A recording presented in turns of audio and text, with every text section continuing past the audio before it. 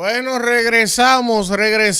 en este rumbo de la mañana cuando son las 8:35 y es momento del comentario de Víctor Villanueva, que me ha dicho que hoy va a dedicar sus comentarios a la Franja de Gaza, a hablar sobre los temas geopolíticos del planeta que son hoy en día más importantes hasta que muchas cosas que ocurren en la política local terminan repercutiendo en materia macroeconómica en el bolsillo de todos los ciudadanos. Adelante, señor Villanueva. Gracias, señor condicionador. Más que coordinador, un señor condicionador. Pero sí, hoy lo voy a complacer por el contexto internacional, pero en esencia, obviamente que me corresponde decirle a mi compañero Manuel Cruz la mejor de las suertes. Acá será insustituible tu presencia, sobre todo por tu alto grado de profesionalidad, indistintamente a tu condición de gruñón, pero como persona, como profesional, como alguien que ha edificado su vida, su día a día, sobre la base de superarse a sí mismo, creo que será siempre un sentido ganancioso haberte tenido tantos años, pero a la vez que el grupo RCC Media continúe con un profesional del bagaje de tu persona. Así que elevo esas consideraciones hacia ti y desde acá siempre estaremos más que presentes. Y bueno, aunque el día de ayer el Consejo de Seguridad de las Naciones Unidas, mediante una resolución, estableció unas sanciones hacia Haití y hacia un conjunto de figuras, yo voy a analizar eso el día lunes, porque hay ahí algunos elementos que son bastante interesantes y yo creo que el gobierno de la República Dominicana tiene que prestarle atención por la diferencia que hay en el tratamiento a quienes tanto Canadá, Estados Unidos y ya las Naciones Unidas ha sancionado y desde aquí siguen operando a sus anchas. Pero eso lo vamos a ver el lunes y hoy quise preservar el día para analizar algunas cuestiones relacionadas a este devenir que tiene el contexto geopolítico de la humanidad. Siempre he señalado, sobre todo a raíz de la situación de Ucrania, que lo que se está significando es el hecho de que cada siglo después de la caída del Imperio Otomano a la fecha, cada siglo ha tenido una potencia dominante y siendo las últimas el Imperio Británico y del siglo XX los Estados Unidos, porque aunque Estados Unidos llegó a tener la condición de ser hegemónico, porque todas las competencias o todas las características que implica ser una potencia, las reunía todas a la vez y de manera eficiente. Era una potencia comercial, financiera, industrial, armamentista, con la geolocalización de los puntos estratégicos en dominio de todo el planeta, del globo terráqueo. En fin, lo dominó todo, lo ha dominado todo.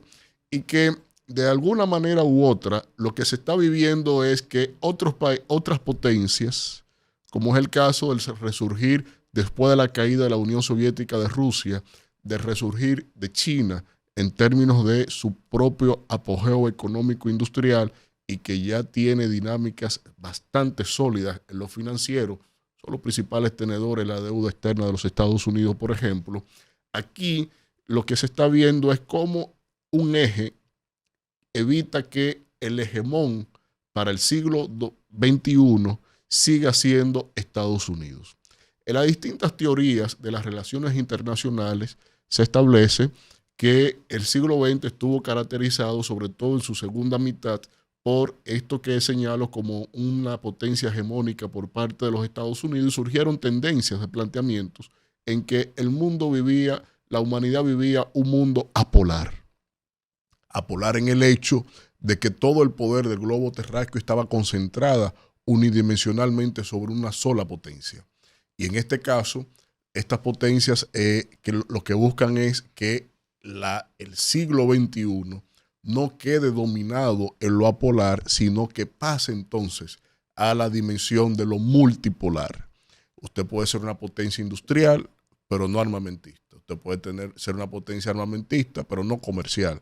Usted puede ser una potencia financiera, pero no entonces comercial. En fin, la cuestión es que se plantea un trilema en el predominio donde usted tenga condiciones de potencia en no más de dos de las variantes que supongan ese trilema. Y en este caso, lo que se ha ido escenificando es esencialmente esto. Esto me lleva a alta preocupación porque no solo mediante la escenificación de episodios de guerra, de ataques mutuos, es que podemos entonces entender que esta transición hacia la multipolaridad del predominio de las fuerzas dominantes en el globo terráqueo, yo creo que esperaba, más bien como estudioso de las relaciones internacionales, especializado que soy en ella,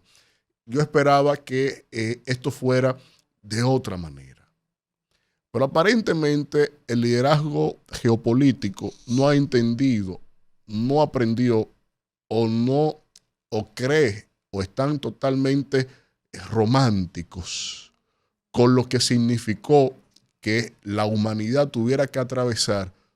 consecuentemente dos guerras mundiales. Y que desde ese escenario, donde la atrocidad fue lo que marcó a la humanidad, obviamente que ahora tener que enfrentarnos a esta circunstancia mediante el sosalcamiento hacia lo violento, porque un estallido en el Medio Oriente no es cualquier cosa, es la región que más interese no solo en lo religioso, por eso tiene alta convulsión, porque son confrontaciones culturales, religiosas, confrontaciones de concepción de la vida misma, y que se entiende también como un predominio en panacea, en heredad histórica, hasta las tierras que ocupan cada uno de los estados, como lo fue Canaán, hoy Estado de Israel. Y desde aquí también se entiende que en este predominio de los países que circundan el Medio Oriente, pues entonces ahora siempre se ha tenido una repartición de estos territorios, sobre todo porque hay algo que se solapa en el debate internacional, en el debate público. Cuando cae el Imperio Otomano,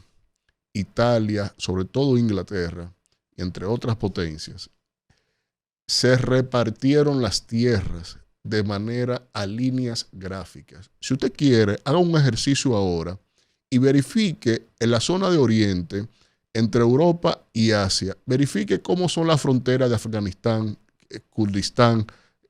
Kazajstán. Usted busque las fronteras de esos países que eran antiguos territorios del Imperio Otomano. Y usted verán que son fronteras a líneas rectas. Y en esas divisiones que se hicieron estas potencias de entonces, del siglo XVIII, del siglo XIX, que se repartieron para sí todos estos territorios, crearon un problema étnico de identidad religioso, porque tomaron en cuenta lo geográfico, no la composición poblacional de los pueblos. Y ahí entonces tú tienes que en un solo estado, tú tienes tendencias religiosas adversas entre sí, chiitas, sunitas, en fin. Pero no solo significó ese reparto en términos de territorios, sino también se extrae ahí que cuando entra en apogeo la revolución industrial, era necesario entonces el acceso a materias primas y desde ahí entonces el predominio en la abundancia de petróleo en estos países. Pero como no aprendimos de la Segunda Guerra Mundial, ¿para qué creamos organismos multilaterales? ¿Para qué nos fuimos hacia la multilateralidad en una sociedad post-westfaliana si no vamos entonces a dirimir nuestras diferencias por los mecanismos establecidos inclusive en la propia Carta de San Francisco, la Carta de las Naciones Unidas? ¿Para qué la humanidad tiene o ha invertido en estos mecanismos de solución de controversias si no podemos ni siquiera garantizar una paz social en ningún escenario del globo terrestre? No podemos resolver ni un problema simple, como es el caso de la existencia de un Estado mismo, como es el caso de Haití. No podemos garantizar que en África el predominio entre China y los intereses europeos sean los que predominen en este contexto, en este continente, como panacea de sus materias primas y donde ponen en ensayo sus doctrinas económicas. Esto ha llevado entonces a que tengamos este problema marcado. Y como dijo el presidente Biden el día de ayer en su alocución a los Estados Unidos, esto generará un punto de inflexión, esta situación en el Medio Oriente, y tiene toda la razón. Lo que no dijo el presidente Biden es que esto se debe a un escenario de resistencia entre su nación frente a las otras potencias que reclaman el doctrinamiento de la distribución del poder a nivel geopolítico, en lo que significa esencialmente una multipolaridad en el siglo XXI. Yo creo que indiscutiblemente iremos hacia la multipolaridad, pero en este caso entendía que iba a ser sobre la base de la imposición fáctica y no mediante el plomo y en la escenificación de la barbarie de la guerra. Es una vergüenza porque nosotros somos la generación que más estabilidad y riqueza ha manejado en toda la faz de la tierra desde que existió el primer ser humano, y que no podamos ni siquiera superar las aprehensiones del propio hombre, de la propia persona, de la mentalidad mediocre, individualista. Creo que las futuras generaciones nos seguirán juzgando y prejuzgando como nosotros tuvimos que juzgar aquellas atrocidades que se significaron en la propia Segunda Guerra Mundial.